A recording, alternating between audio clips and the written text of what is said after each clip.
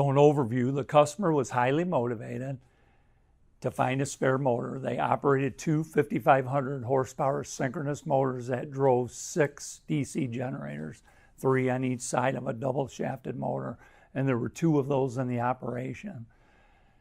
Very important to their operation.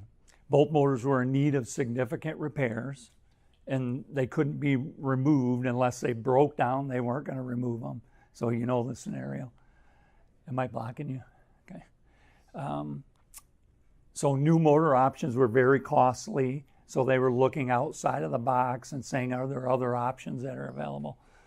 A spare motor was needed to allow the customer to remove one motor at a time and have it rebuilt without losing production time. So reverse engineering, study, analyze a device, in this case a motor, understand its design and construction, function, and possibly to copy or improve it. I went to school to be an electrical engineer. I graduated in '85. What I didn't know then was my experience would result in hundreds of reverse engineering projects over decades of time with electric motors. Motor manufacturers don't give out design information, so that kind of forced us to try to figure these things out ourselves. The learning process over many years positioned HECO and myself to be knowledgeable enough to tackle complex project like this and what I'm going to be describing. And I wanted to say one thing without my dad is sitting in here, Terry Hatfield, and he actually started HECO, or Hatfield Electric Company, and he was actually the guy that got us thinking out of the box on how to reverse engineer, figure out motors, figure out how to make them better. And this is really a culmination of a lot of that. So reverse engineering is like solving a jigsaw puzzle. Most motor replacement projects are much simpler, where you're replacing a motor with a like motor. Something that's very similar is going to fit relatively into the application. All replacement motors involve some engineering to identify, or they should, to the load requirements and starting conditions. Basic information is needed to perform, such as the speed versus torque curve, original motor performance information, identifying the starting and running voltage conditions. All of these things play a big role in deciding if this motor is going to work in this application. Obtaining the speed versus torque curve and load inertia, really important stuff. Important stuff to the motor design engineer, the guy that's going to make sure that that motor is going to handle that application. Understanding load fluctuations, what does the load do? Is it smooth like a pump, or does it fluctuate like a shredder motor?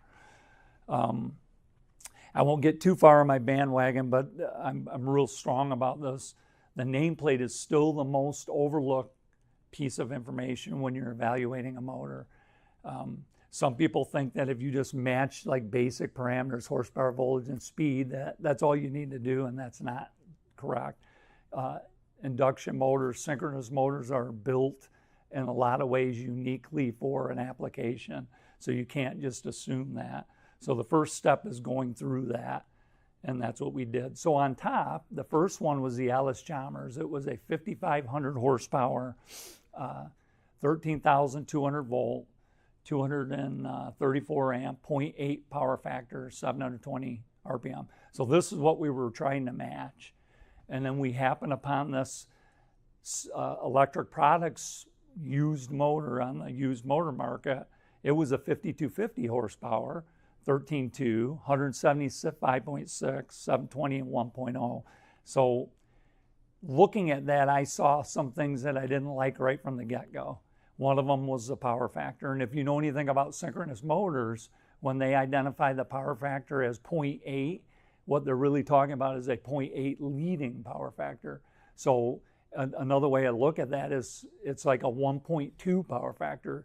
They're actually able to create reactive power. We'll talk about that. So the original motor was a larger capacity, 0.8. So that was my first red flag. I was concerned.